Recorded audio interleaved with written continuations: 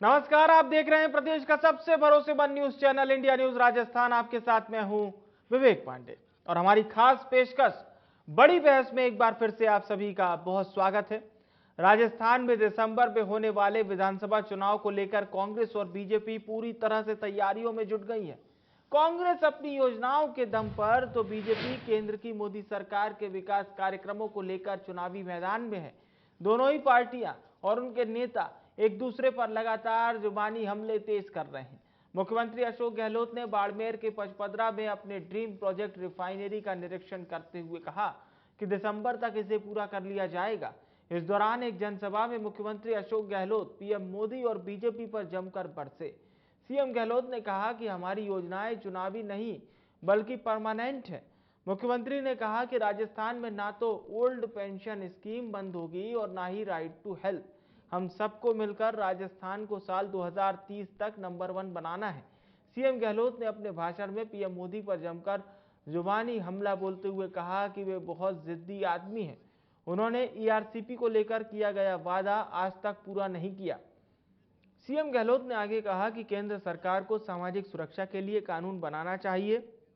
गहलोत ने यहां यह भी कहा कि अजमेर में पीएम मोदी ने हमारी योजनाओं को देश का दिवाला निकालने वाला बताया था, जिस पर मैं कहना चाहता हूं कि वे मध्य प्रदेश से लेकर कई राज्यों में चुनावी रेवड़ियां बांट रहे हैं, लेकिन हमारी योजनाएं परमानेंट हैं और ये चुनावों के बाद भी नहीं बंद होगी।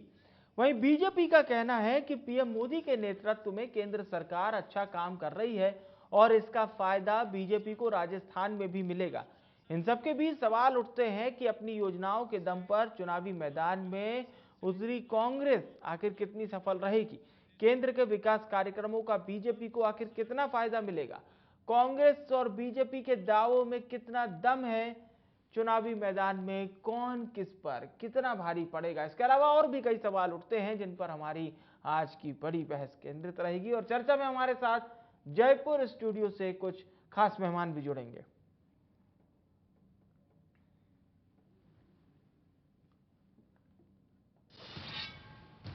तो आज की बड़ी बहस का सिलसिला शुरू करें उससे पहले आपको कुछ बयान सुनवाते हैं। तकलीफ आती है ईआरसीपी योजना है 13 जिलों की, वो प्रधानमंत्री जी मान नहीं रहे हैं राष्ट्रीय परियोजना घोषित करने के लिए। लगातार हमारा दबाव है कि आपने वादा किया था पिछले चुनाव के अंदर, अब आप वादे से मुकर क्यों रहे हो। कल आए थे मोदी जी अजमेर के अंदर, मुझे उम्मीद थी उसी जगह मीटिंग हुई जिस जगह वादा किया था 2013 के अंदर।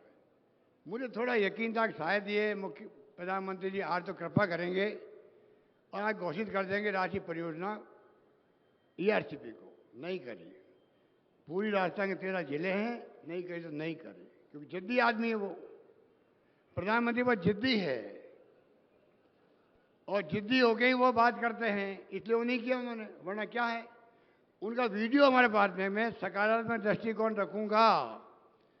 13 जिले के नाम लिए प्रधानमंत्री ने, क्यों लिए? क्योंकि वोट लेने थे उनको। अब कल क्या कह गए अजमेर में कि जो राजस्थान सरकार स्कीमें बना रही है, ऐसी स्कीमें राजस्थान की पूरे देश में बने तो देश दिवालिया हो जाए।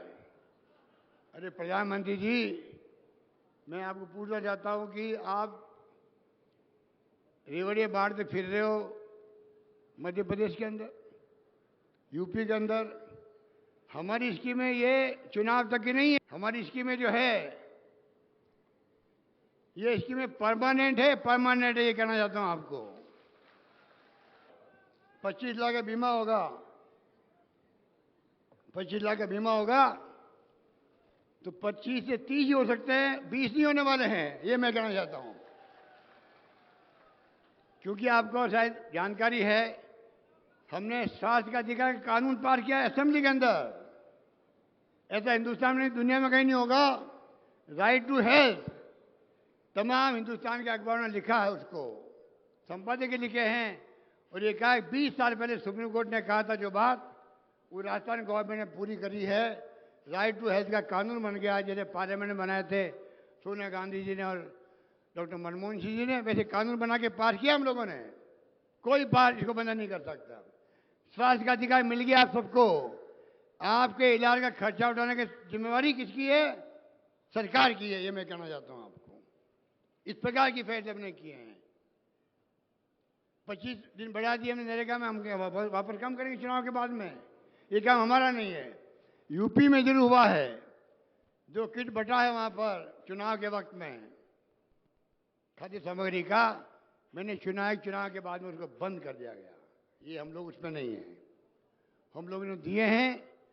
स्कीमें हमारी परमानेंट स्कीमें हैं और मजबूत होगी। ओपीएस के पीछे नहीं हटने वाले हैं। लागू है तो लागू है, सोच समझ के किया उसको भी हम लोगों ने। इस प्रकार से जो है ये काम हुए हैं। प्रधानमंत्री जी को पूछो, आपके तो दिवालिया हो जाएगा। अरे कर्जा तो लेके सरकारें चलती दुनिया भर की, ये तो वित्तीय प्रबंधन होता है।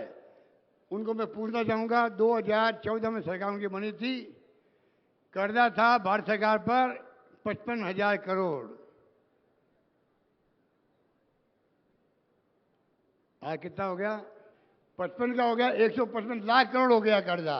पूछो उनको, आप कर्जा कैसे ले रहे हो?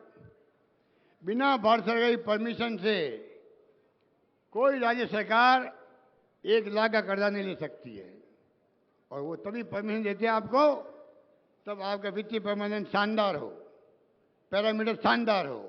कितना रेवेन्यू आ रही है आपकी, कितना खजाना भर रहा पैसे से, कितना खर्च कर रहे हो आप विकास के लिए, तनख्वाहों के लिए, मजदूरी के लिए, तमाम तय होता है तब जाके कर्जा मिलता है। इसलिए मैं कहना चाहूँगा, मोदी जी, राजस्थान तो दिवालिया होगा नहीं। आपके मंत्रियों का दिमाग जो है उनका दिवालियापन निकल गया है, तो उनको ठीक करो।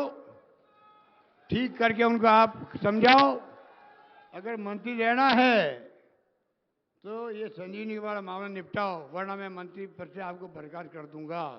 ये धमकी प्रधानमंत्री को देनी चाहिए, मंत्री को, या मंत्री खुद को अगर गलती कर दी है तो नैतिक अधिकार पर इस्तीफा देवे। ये 9 साल सेवा, सुशासन और गरीब कल्याण, जिसमें गांव, गरीब किसान से लेकर महिला और युवाओं के उत्थान को लेकर अनेक योजनाएं देश में मिली है। जो काम पिछले 60 वर्षों में नहीं हो पाया, वो पिछले 9 वर्षों में जमीन तक पहुंचा है, आम गांव ढाणी तक पहुंचा है।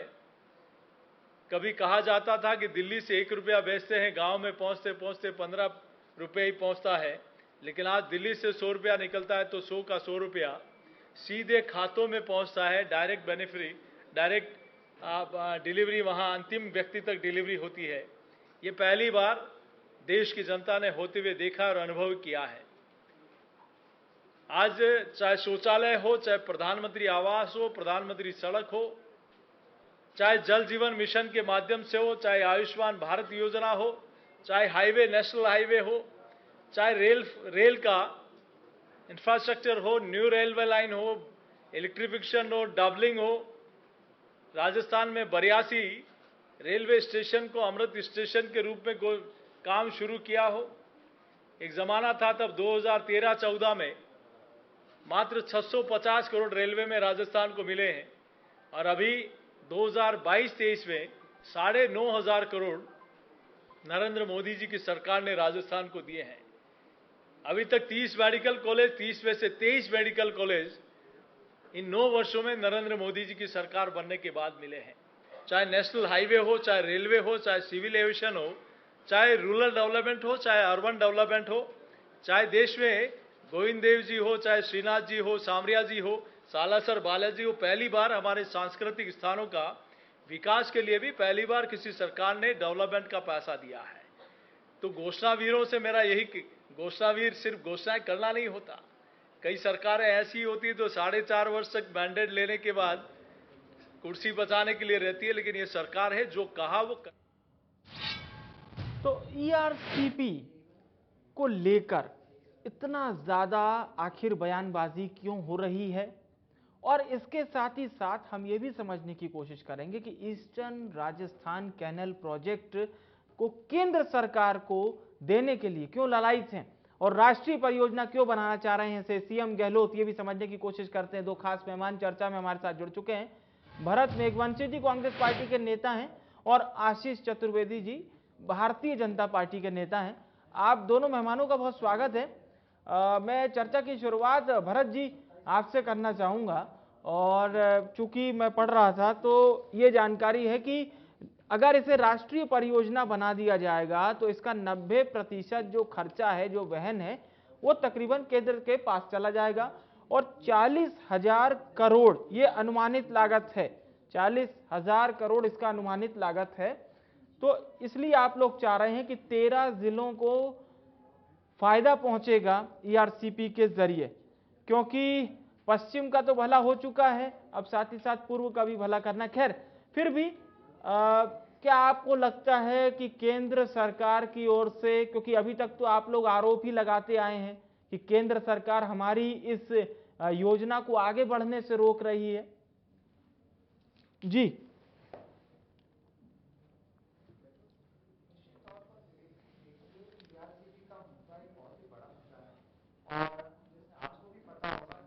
जी 18 के चुनाव में माननीय प्रधानमंत्री जी अजमेर और जयपुर में आए थे, तब इन्होंने ये कहा था ईआरसीपी को राष्ट्रीय परियोजना घोषित की जाएगी। हाँ, और उसके बाद जब यहाँ पे राजस्थान की जनता ने 25 सांसद उत्तर भेजे, उसमें से एक अब आरएलपी के अलग हो गए हैं।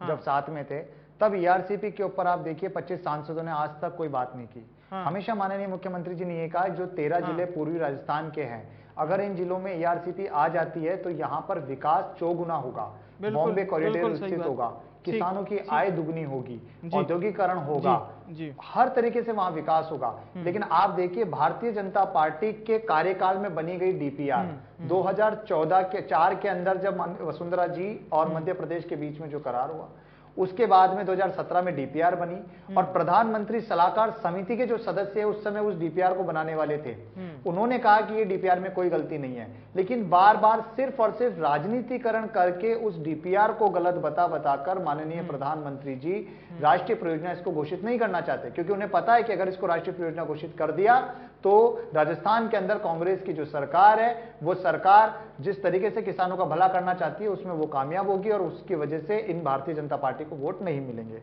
दूसरी चीज मैं आपको ये बताना चाहूंगा कि जब इन्होंने मना करा तब 9,600 करोड़ रुपए का प्रावधान माननीय मुख्यमंत्री जी ने बजट में किया। 1,000 करोड़ हमने लगा दिया। उसके बाद केंद्र सरकार द्वारा अधिकारियों को लिखित में ये कहा गया कि आप इस योजना के ऊपर कार्रवाई नहीं करेंगे, वरना आपके ऊपर विभागीय कार्रवाई की जाएगी। तो आप देखिए जिस तरीके से केंद्र सरकार एक तरफ तो किसानों के आय दुगनी करने की बात करती है, एक तरफ वो विकास की बात करती है, लेकिन वहीं जब बात राजस्थान की ईआरसीपी की आती है तो ये चुप हो जाते हैं। इनके एक सांसद नहीं बोलते। और किस तरीके से लोगों ने तो शादी के कार्ड पर ईआरसीपी के पर्चे लगा लगाकर भारतीय जनता पार्टी को जगाने का प्रयास किया। आज देश के अंदर 16 राष्ट्रीय परियोजनाएं हैं, लेकिन एक परियोजना ये घोषित नहीं करना चाहते। आप देखिए मध्य प्रदेश और केन बेतवा योजना है मध्य प्रदेश और यूपी की, वहां पर भी अगर डिपेंडेबिलिटी की बात की जाए तो वो भी कम है, लेकिन उसको इन्होंने परियोजना घोषित किया। और एक बात मैं आपको बता दूं, संसद के अंदर एक माननीय सांसद महोदय जी ने इस बात का क्वेश्चन रखा था कि क्या केंद्र सरकार ईआरसीपी को राष्ट्रीय परियोजना घोषित करने का विचार रखती है, तो केंद्र सरकार ने लोकसभा के पटल पर यह जवाब दिया था कि हम इस तरह की किसी भी तरह की राष्ट्रीय परियोजना ईआरसीपी को घोषित करने की बात नहीं रखते हैं। तो इस तरीके से ये जो इनका दोहरा चाल चरित्र है, अभी उन्होंने सीपी जोशी जी का मैंने भाषण सुना, उन्होंने कहा हमने जो कहा वो क्या, आप बिल्कुल झूठ बोल रहे हैं। आप जो कहते हैं वो तो करते ही नहीं, क्योंकि आप जुमलेबाजी करते हैं। और राजस्थान की जनता जान चुकी है, इसी वजह से आप देखिए यहाँ जितने चुनाव हुए उन सभी चुनावों में इनको करारी हार का सामना करना पड़ा।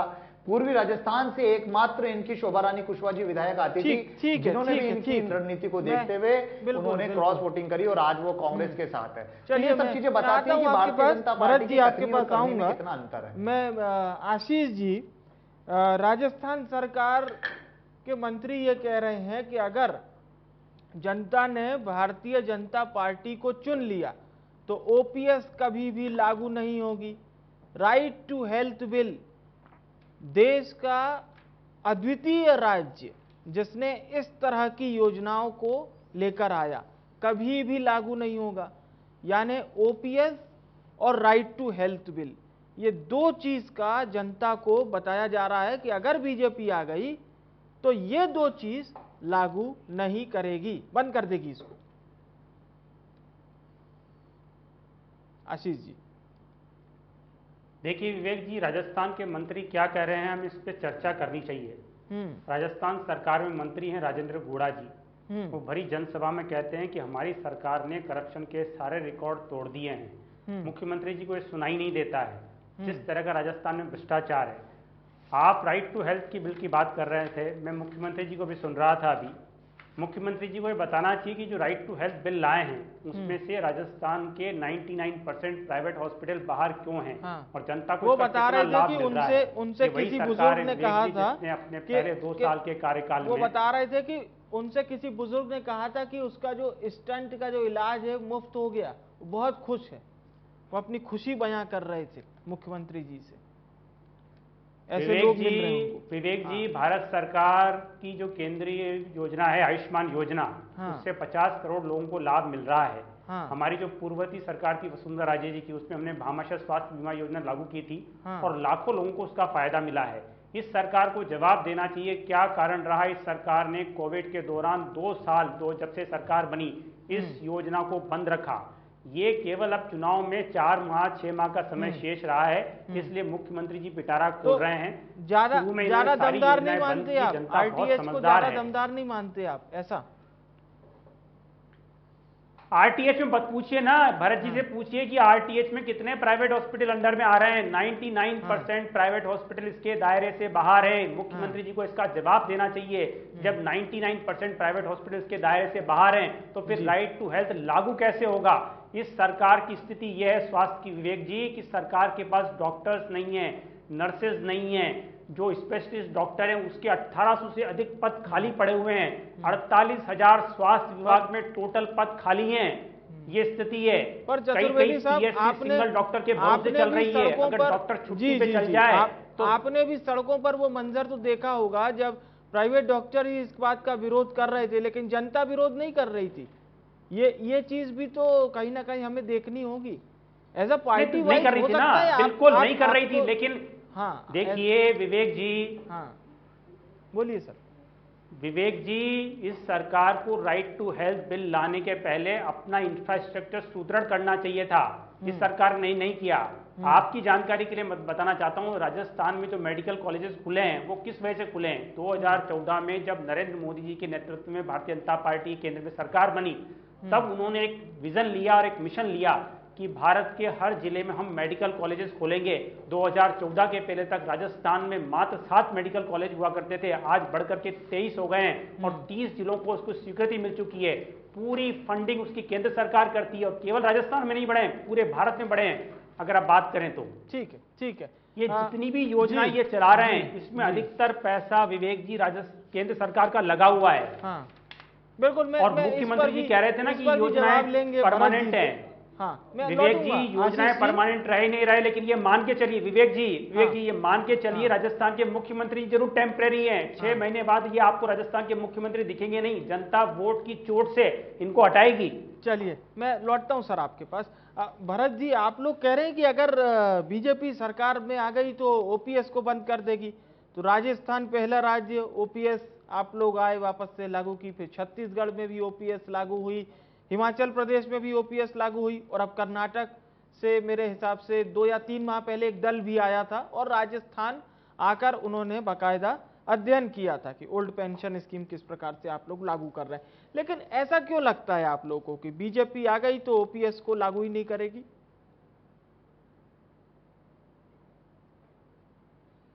विवेक जी, वो इसलिए क्योंकि अभी जब संसद का सत्र चल रहा था तब माननीय सांसद जी ने एक क्वेश्चन वहां पे ओपीएस के लिए भी लगाया था कि राजस्थान में ओपीएस स्कीम या पूरे देश में ओपीएस स्कीम के लिए केंद्र सरकार का क्या विचार है। तो जिस तरीके से ईआरसीपी के ऊपर जवाब मिला था वही विचार केंद्र सरकार ने लोकसभा पटल पे दिया कि हम ओपीएस लगाने के लिए विचार में नहीं है, हम ओपीएस नहीं लगाएंगे। और आप देखिए ये कितनी बड़ी विडंबना है कि भारत देश के लोकतंत्र के अंदर जहां सरकारें योजनाओं को लेकर आती है और उन योजनाओं को धरातल पर ले जाकर लोगों को लाभान्वित करने का काम जो अधिकारी और कर्मचारी करते हैं, उनके भविष्य को सुरक्षित करने का काम जहां केंद्र सरकार को करना था, उसे सुरक्षित करने का काम राजस्थान के यशस्वी मुख्यमंत्री माननीय अशोक गहलोत जी ने किया।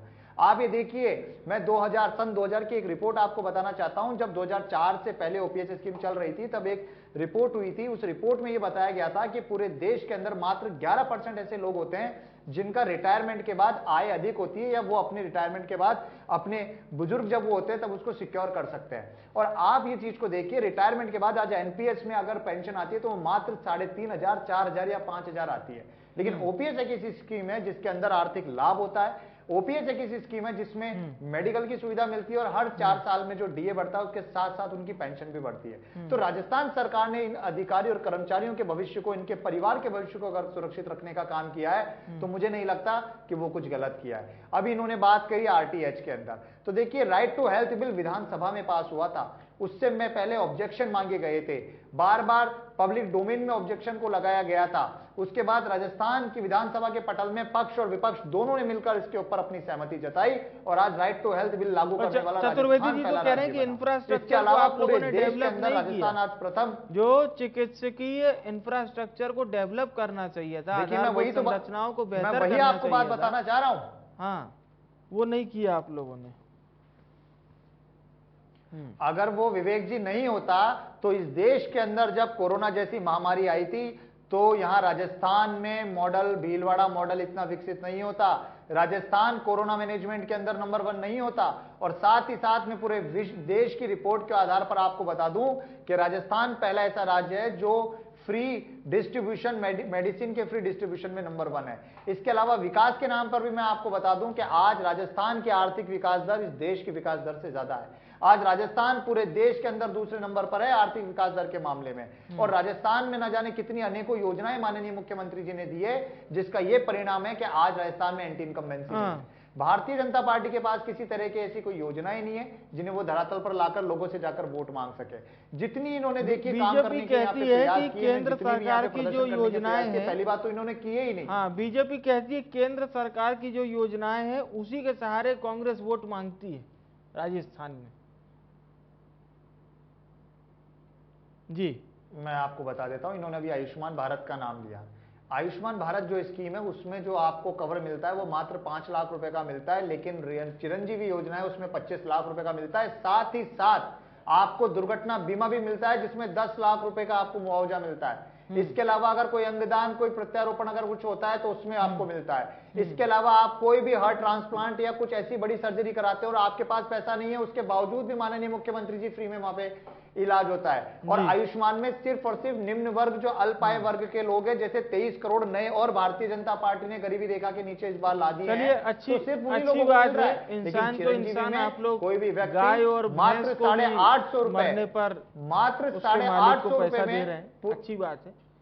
तो आशीष जी, सबके लिए इतना सोचा जा रहा है, इंसान के लिए, जानवरों के माध्यम से सबके लिए, फिर आप लोगों को क्यों नजर नहीं आता कि गहलोत सरकार राजस्थान के लोगों के लिए कुछ कर रही है? चतुर्वेदी जी, ये आपसे सवाल है। विवेक जी, राजस्थान सरकार जनता के लिए क्या कर रही है? ये ऐसी भ्रष्ट सरकार है विवेक जी, जिसमें सरकार के मंत्री, सरकार के विधायक सरकार को कटघरे में खड़ा कर रहे हैं।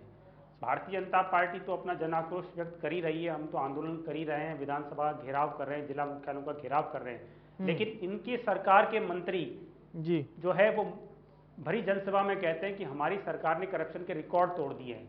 ये वही सरकार है जिसके शिक्षक, जो एक सम्माननीय पद होता है, मुख्यमंत्री के सामने उनको स्वीकारना पड़ता है कि हमको ट्रांसफर के लिए पैसा देना पड़ता है। मुख्यमंत्री जी के सामने बोला है, शिक्षकों ने भरी सभा में बोला है।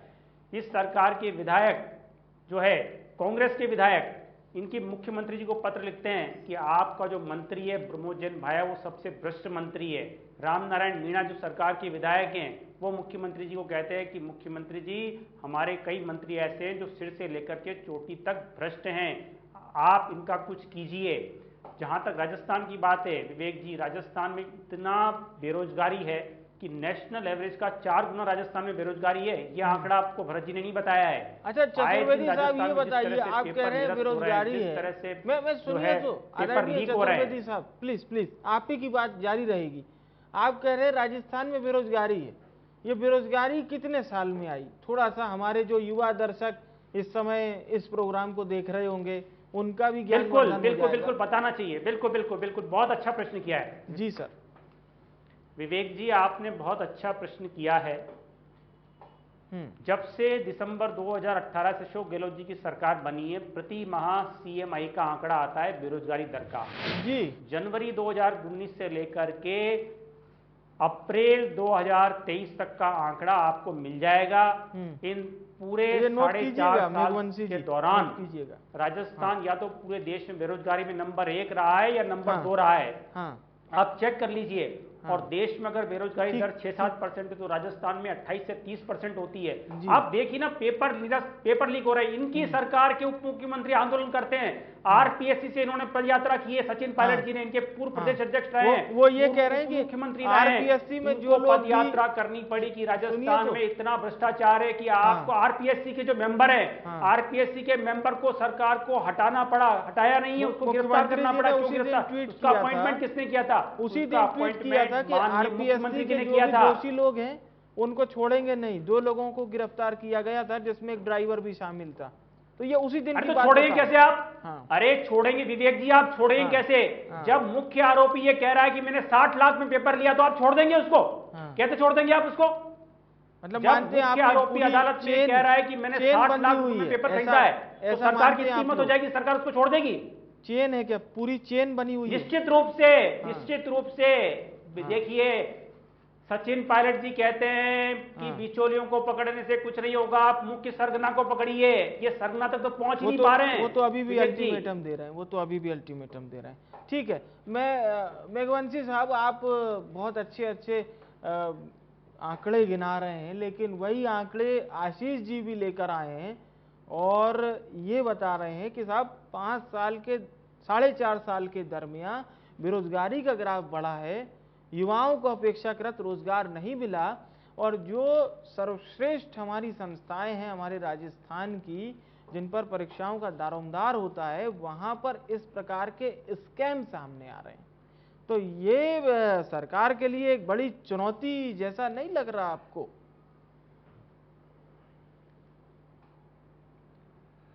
विवेक जी देखिए, निश्चित तौर पर जब आप सरकार में होते हैं तब आपके पास जिम्मेदारियां होती है और जिम्मेदारी के साथ साथ आपके ऊपर आरोप भी होते हैं। और राजस्थान की अगर हम बात करें तो राजस्थान के अंदर माननीय मुख्यमंत्री जी 0 टॉलरेंस नीति के साथ काम करते हैं और उन्होंने हमेशा ये कहा कि देखिए, पेपर लीक एक ऐसी घटना है जिसको रोकना संभव नहीं हो पाता, लेकिन उसके ऊपर हमने इतना कठोर प्रहार किया कि राजस्थान ऐसा राज्य बना जहां पे हमने उसको कानून बनाया। हमने जितने भी लोग इसमें संलिप्त थे उन सभी लोगों को पकड़ने का कार्य राजस्थान सरकार की पुलिस ने किया है। ये जो चीजें उजागर, ऐसे लोग लिप्त हैं जो मतलब मुख्य, मैं वही आपको बता रहा हूँ, सिस्टम। ये भारतीय जनता पार्टी उस समय कहां चली जाती है जब ये बड़े बड़े वादे करती है लेकिन काम करती है कांग्रेस पार्टी। कांग्रेस पार्टी ने इन आरोपियों को पकड़ा, राजस्थान की पुलिस ने इन आरोपियों को पकड़ा है, राजस्थान सरकार ने किसी को नहीं बख्शा। दूर बैठे जो अपराधी थे उनको भी पकड़कर हम लेके आए और इसका खुलासा किया। लेकिन बात सिर्फ वही आती है कि भारतीय जनता पार्टी को आरोप लगाने। मैं इनसे पूछना चाहता हूं कि कहां गए मेक इन इंडिया के 2 करोड़ प्रतिवर्ष रोजगार? आज 10 लाख रोजगार आप देकर कहते हैं कि हमने रोजगार दे दिया। पकोड़े तलने को आप रोजगार कहते हैं। किस तरीके से आज देश के युवाओं को आपने छलाए, अग्निवीर के नाम पर आपने चला। आप अभी बड़ी बड़ी बातें भ्रष्टाचार के ऊपर कर रहे थे। 40% की कमीशन की सरकार किसकी थी? किस ठेकेदार ने भारतीय जनता पार्टी के मंत्री पे आरोप लगाकर आत्मदाह कर लिया था और प्रधानमंत्री जी उनको फोन करके शाबाशी भी देते हैं? कहा था, सुनिए तो, अजमेर सभा में कहा था कि गर्व का विषय है कि अग्निवीर में बेटियां भी सिलेक्ट हो रही हैं, ये गर्व का विषय है, उन्होंने बताया था। तो आज से पहले मैं ये पूछना चाहता हूं विवेक जी, इस देश की आजादी के बाद ऐसा कौन सा समय नहीं आया है जब बेटियां पायलट बनी हैं, जब बेटियां सैनिक में गई हैं, जब बेटियों ने इस देश का नाम रोशन क्यों नहीं किया हो? और मैं आपको फिर आपके चैनल के माध्यम से भी बताना चाहता हूं कि राजनीति में भी महिलाओं को आरक्षण देने का काम स्वर्गीय राजीव गांधी जी ने किया था। स्वर्गीय राजीव गांधी जी की पहल थी कि पंचायती राज में महिलाओं को आरक्षण दिया जाए। और अभी जैसे सीपी जी कह रहे थे कि 9 साल में तो आपने इस अर्थव्यवस्था का चौपट बंटाढार कर दिया। 75 साल में इस देश में कांग्रेस ने बुनियाद स्थापित किए। जब देश आजाद हुआ उसके बाद आज देखिए आज दूसरे देशों की क्या स्थिति है और इस भारत देश की क्या स्थिति है। लेकिन बात करेंगे हम राजस्थान की, तो राजस्थान पे भी इतनी बातें कर रहे थे। 3.25 लाख नौकरी देने वाला राजस्थान राज्य है, जहां हमने 3.25 लाख नौकरियां दी। मेगा जॉब फेयर के माध्यम से हमने लोगों को नौकरियां दी। आरपीएससी की अभी ये बात कर रहे थे, आरपीएस के सदस्य को हटाने के लिए राष्ट्रपति महोदया जी की परमिशन की जरूरत होती है कि ये संवैधानिक संस्था है। और माननीय मुख्यमंत्री जी ने जब जब इस तरह की कोई घटनाक्रम हुआ है उन पे कठोर एक्शन लेने का काम किया है। लेकिन पिछले 4.5 साल में मैं ये पूछना चाहता हूं कि भारतीय जनता पार्टी ने क्या कोई काम किया इस राजस्थान में? इन्होंने कुछ नहीं किया। इनके 24 सांसदों ने आज तक कभी राजस्थान की जनता के लिए, राजस्थान की धरा के लिए कोई आवाज नहीं उठाई। 9 साल बेमिसाल। 4+5 9 साल। बिल्कुल, उनको ये जश्न मना रहे जनता को परेशान करने का। इन्होंने जश्न मनाया 450 के सिलेंडर को 1100 करने का। इन्होंने जश्न मनाया 60 रुपए के पेट्रोल को 110 107 रुपए करने का। इन्होंने जश्न मनाया 60 रुपए को 180 रुपए पे ले जाने का। और इन्होंने जश्न मनाया है देश के युवाओं, महिलाओं और हर तरह को देने का। थे लोग, तब जाके गरीबों को कनेक्शन मिलता था। मोदी जी ने फ्री में कनेक्शन दिलवा दिया, उज्ज्वला योजना ला दी। ये मनोज तिवारी मोदी जी ने एक नंबर में, विवेक जी, मोदी जी ने एक नंबर में रिश्वत लेना शुरू कर दिया है। इलेक्ट्रोल बॉन्ड के माध्यम से एक नंबर से रिश्वत लेते हैं मोदी जी। और इस बात की तो सुप्रीम कोर्ट ने भी कहा है कि इलेक्ट्रोल बॉन्ड को दायरे में लिया जाए, ऑडिट के दायरे में, कि जो फंडिंग करते हैं उन फंडिंग करने वालों का क्यों नहीं आप। 9 साल में राजस्थान को केंद्र सरकार ने कोई ऐसी बड़ी उपलब्धि दी हो जो आशीष जी हमारे दर्शकों के साथ शेयर करना चाहें तो कांग्रेस को आपकी ओर से यानी भरत जी बिल्कुल विवेक जी, मैं बिल्कुल शेयर करूंगा। बहुत सारी उपलब्धियां आपको गिनाऊंगा, आप थोड़ा धैर्य से सुनिए। बिल्कुल सर, बोलिए आप। लेकिन विवेक जी, सबसे पहले तो एक बहुत बड़ा झूठ इस चैनल पे भरत जी द्वारा बोला गया है। भरत जी ने कहा कि हमारी सरकार ने 3.25 लाख लोगों को नौकरियां दी है। विवेक जी, दिसंबर में मुख्यमंत्री जी ने अपनी सरकार की 4थी वर्षगांठ मनाई थी और उसमें बड़े बड़े पेज पे फुल पेज विज्ञापन किए थे, बड़े बड़े होर्डिंग लगाए थे। मुख्यमंत्री जी सब जगह लिखते हैं कि हमने 1.25 लाख लोगों को नौकरियां दी है और 1 लाख प्रस्तावित है। वो जो प्रस्तावित नौकरियां, उनका प्रतीक्षा इतनी बड़ी हो गई है, तो ये कांग्रेस प्रवक्ताओं को झूठ शोभा नहीं देता है। मतलब ये सफेद झूठ बोल रहे हैं। इनका मुख्यमंत्री कह रहा है हमने 1.25 लाख नौकरी दी और ये आकर के 3.5 सवा 3 लाख कर देते हैं। अरे भाई, थोड़ी तो शर्म रखिए। राजस्थान में आए दिन पेपर लीक हो रहे, प्रतीक्षा लोगों की समाप्त नहीं हो रही है और आपको झूठ बोलने में शर्म नहीं आ रही है। जहां तक अर्थव्यवस्था की बात है विवेक जी, पूरा विश्व मानता है, आईएमएफ से लेकर के वर्ल्ड बैंक, कि भारत इस वक्त सबसे तेज गति से बढ़ने वाली अर्थव्यवस्था है। अभी थोड़े दिन पहले आंकड़े आए हैं कि 2022-23 में भारत की अर्थव्यवस्था 7.2% की वृद्धि दर से बढ़ी है। और बिल्कुल ब्राइट स्पॉट कहा गया है कि पूरे विश्व में अगर किसी ने स्थिति को संभाला हुआ है तो वो भारत है। लेकिन इनको ये आंकड़े दिखते नहीं है। अब मैं बताता हूं कि भारत सरकार ने पिछले 9 साल में राजस्थान के लिए क्या क्या किया। अगर हम बात करें, देखिए 60 लाख से अधिक राजस्थान के किसानों को किसान सम्मान निधि मिल रही है। राजस्थान के अंदर 16 लाख से ज्यादा लोगों को प्रधानमंत्री आवास के घर मिल चुके हैं। राजस्थान में 50 लाख से करीब ज्यादा लोगों को उज्ज्वला गैस कनेक्शन मिला है। राजस्थान के अंदर करीब 70 लाख लोगों को जो है टॉयलेट का निर्माण हुआ है। राजस्थान के अंदर जल जीवन मिशन के तहत विवेक जी 32 लाख घरों को कनेक्शन मिला है। और अभी 3 दिन पहले जो कैबिनेट की बैठक हुई है बुधवार को, उसमें 22,000 करोड़ रुपए फिर स्वीकृत किए राजस्थान के लिए, जिससे सीकर, नागौर और चूरू जिले के अधिकतर गांवों को जो नल से जल है वो मिलना प्रारंभ हो जाएगा। ये तो बात की मैंने सामाजिक सुरक्षा की। अब बात करता हूं मैं इंफ्रास्ट्रक्चर की जी।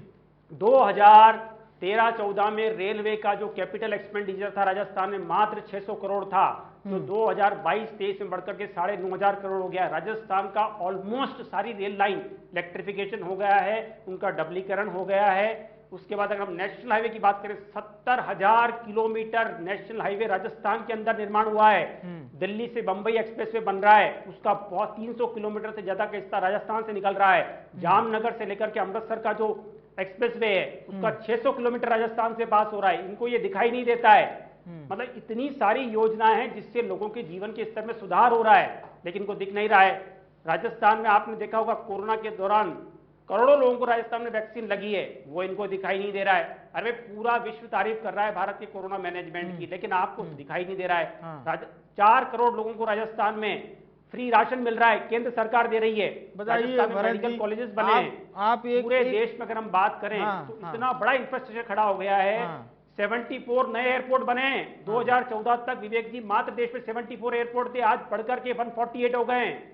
तो देश को दिख रहा है, बराबर बदलाव दिखाई दिख रहा है। 9 साल ठीक है, में भारत भरत में जी जो से हम खुशहाली आई पूछ है, लेते हैं। वो देश की भरत जनता जी, को दिख रही है, आपने केवल एक कांग्रेस को नहीं योजना दिख रही है। पूछी थी, आशीष जी ने तो पूरी फहरिस्त गिना दी, इतनी सारी डेवलपमेंट। जी विवेक जी, मुझे लगता है कि जो भी, चाहे सरकार केंद्र में कांग्रेस की हो, भारतीय जनता पार्टी हो या किसी की भी हो, जो इंफ्रास्ट्रक्चर डेवलपमेंट की आपने बात करी या किसी और योजना की बात करी, वो सारी योजनाएं करती हैं। कांग्रेस भी जब 1947 जब देश आजाद हुआ, उसके बाद जब जब कांग्रेस का शासन रहा, तो कांग्रेस ने तो ऐसी ऐसी चीजें बनाकर दी है जो आप सोच भी नहीं सकते। आपने सिर्फ बेचने का काम किया है। आपने राजस्थान की बात पूछी थी, इन्होंने राजस्थान पे ज्यादा नहीं कहा। इन्होंने तो बड़े बड़े इंफ्रास्ट्रक्चर, रोड वोड बना के इन्होंने बातें बता दी। उज्ज्वला योजना की इन्होंने बात करी, 2018 के बाद उस उज्ज्वला योजना में सब्सिडी बंद कर दी। इनसे ये पूछिए कि कितने लोगों ने गैस सिलेंडर लेने के बाद, फ्री में तो आपने एक बार गैस सिलेंडर दे दिया, 1150 का हर महीने जो वो गरीब परिवार व्यक्ति गैस सिलेंडर घर में लेके आता था, उसकी आमदनी पे डाका कैसे डाला आपने? और कितने ऐसे प्रतिशत लोग हैं जिन्होंने रिफिल बार बार कराया, ये आप बता दीजिएगा। आप पीएम किसान सम्मान निधि की बात करते हैं, आप 500 रुपए प्रतिमाह दे रहे हैं। माननीय मुख्यमंत्री उज्ज्वला मुख्यमंत्री योजना में, किसान योजना में 1000 रुपए प्रतिमाह दे रहे हैं। और अभी परसों तो उन्होंने 100 यूनिट पूरी मुफ्त कर दी है, बिल्कुल फ्री कर दी है, जिसपे किसी तरह का कोई चार्ज नहीं होगा। 100 यूनिट यूज करने वालों को तो 0 मिलेगा। कोरोना में आपने वैक्सीन की बात करी, आपने यहां पे 5% जीएसटी लगा दी थी वैक्सीन करने पे, और पैसे लेके वैक्सीनेशन किया जा रहा था। राजस्थान की गहलोत सरकार थी जिन्होंने ये कहा कि राजस्थान की जनता को फ्री में वैक्सीन देने का काम राजस्थान की सरकार करेगी और 1 रुपए भी नहीं लिया जाएगा। उसके बाद जाके इन्होंने उसको वैक्सीनेशन को फ्री किया। और कुछ दिनों पूर्व जब वैक्सीन और मांगी गई तो इन्होंने ये जवाब दिया कि राज्य सरकार अपने खर्चे पर वहन करे, हम कोई वैक्सीन का नहीं देंगे। 20,000 करोड़ रुपए लिए थे इन्होंने, प्रधानमंत्री जी ने चंदे के रूप में कोरोना के अंदर। उस 20,000 करोड़ वाले को ऑडिट के दायरे में ये लेके नहीं आए। उन्होंने कहा कि ये केंद्र सरकार का नहीं, ये प्राइवेट ट्रस्ट है, और प्राइवेट ट्रस्ट के अंदर जो पैसा आया है उसकी हम कोई सूचना नहीं देंगे। इन्होंने कहा 4 करोड़ लोगों को हम राशन देते हैं। इस राशन की योजना को लाने वाली यूपीए की सरकार थी। राइट टू फूड एक्ट लाने वाले हम थे, राइट टू इंफॉर्मेशन लाने वाले हम थे। और आज राजस्थान के अंदर सामाजिक सुरक्षा की पेंशन की अगर बात की जाए तो 1 करोड़ लोगों को सामाजिक सुरक्षा देने का काम माननीय मुख्यमंत्री जी कर रहे हैं। और बार बार मुख्यमंत्री जी कहते हैं कि पूरे देश के अंदर इस तरह की कोई नए कानून लाए जाए जिससे कि लोगों को सामाजिक सुरक्षा का बात आ पाए। तो विवेक जी, अगर और आप लोग ऐसा ये वाली बात, जनता पार्टी ने काम ये वाली बात जो सीएम गहलोत ने कही है कि हमारी योजनाएं चुनावी नहीं है, परमानेंट है, थोड़ा सा इस लाइन को क्लियर करेंगे जी। सर, विवेक जी, ये इस बात से है कि 2014 में क्या बड़े बड़े सपने दिखाए गए थे कि 2022 में बुलेट ट्रेन आ जाएगी, सब लोग हवाई की यात्रा करेंगे, हर एक के पास अपना घर होगा, 15 लाख खाते में होंगे, 30 रुपए में पेट्रोल मिलेगा, 200 रुपए में रसोई गैस मिलेगा, और देश 5 ट्रिलियन बिलियन डॉलर वो हो जाएगा, और ऐसा हो जाएगा, वैसा हो जाएगा। और जब चुनाव जीतने के बाद इनके मंत्री जी से वो बात पूछी गई तो उन्होंने कहा ये तो चुनावी जुमला था, हमने वोट लेने के लिए जुमले किए थे, हमने काम करने के लिए थोड़ी किया था। इसी तर्ज पर माननीय मुख्यमंत्री जी ने ये बात कही है कि कांग्रेस की सरकार ने जो वादे किए हैं वो वादे पूरे होते हैं। कांग्रेस की सरकार ने इस साल का जो बचत बढ़त राहत बजट का जो बजट दिया था, उस बचत को हमने धरातल पर उतारा है, और आज वो सारी चीजें हो रही हैं। जो जो उसमें घोषणाएं की गई, उन घोषणाओं को हमने साकार किया, क्योंकि ये जो योजनाएं, ये योजनाएं सीधे लोगों को लाभान्वित करने का काम कर रही है। इन्होंने अभी कहा कि हमने लोगों का विकास किया। मैं आपको बता देता हूं कि अभी इसी साल के संसद के बजट की बात बता दूं, इन्होंने जो कृषि में बजट था उसको 5% कम कर दिया, फसल बीमा को 12% किया, किसान सम्मान निधि का जो बजट था उसको 13% कम करा इन्होंने, मनरेगा को 33% कम किया, फूड एंड पब्लिक डिस्ट्रीब्यूशन को 30% इन्होंने कम कर दिया। और राजस्थान पहला ऐसा राज्य है जहां किसानों के लिए कृषि बजट 21,000 करोड़ का अलग से माननीय मुख्यमंत्री जी ने दिया, और इस बार 19,000 करोड़ का महंगाई राहत के लिए बजट दिया, और युवाओं के लिए 500 करोड़ का हमने अलग से बजट दिया। तो ये सारी चीजें हमने जो करी है वो कोई चुनावी घोषणाएं नहीं है, हम लोगों के जीवन को सही बनाना चाहते हैं। हम जो भारतीय जनता पार्टी महंगाई की मार लोगों को दे रखी है उससे राहत देना चाहते हैं, और इसीलिए बार बार मुख्यमंत्री जी कहते हैं कि 2030 तक राजस्थान को नंबर 1 बनाना है। आज आप देखिए पूरे देश में राजस्थान मॉडल की चर्चा होती है। और विवेक जी, आपने खुद कहा कि किस तरीके से राजस्थान में ओपीएस स्कीम के लिए अधिकारियों ने आके यहाँ पे देखा। आज महाराष्ट्र के अंदर अधिकारी मांग कर रहे हैं कि ओपीएस स्कीम को लगाया जाए, और हिमाचल प्रदेश, कर्नाटक और अब राजस्थान, मध्य प्रदेश, छत्तीसगढ़ की बारी है कि किस तरीके से कांग्रेस सरकार देखिए आप बनती हुई नजर आ रही है। पूरे देश के अंदर 2014 के बाद जिस तरीके से भारतीय जनता पार्टी अपने राज्यों में अपना परचम लहराने का काम करने की बोल रही थी। जी बोलिए जी, कंटिन्यू कीजिए अपनी बात को भरत जी।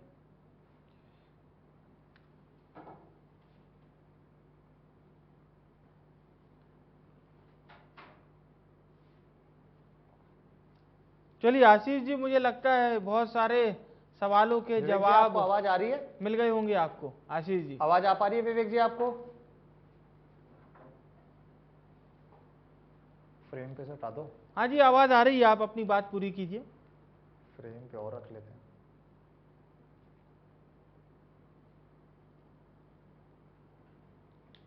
आशीष जी, मेरे हिसाब से आपको जवाब मिल गए होंगे, जो जवाब दिए हैं भरत जी ने। फ्रेम पे से तो हटा दो।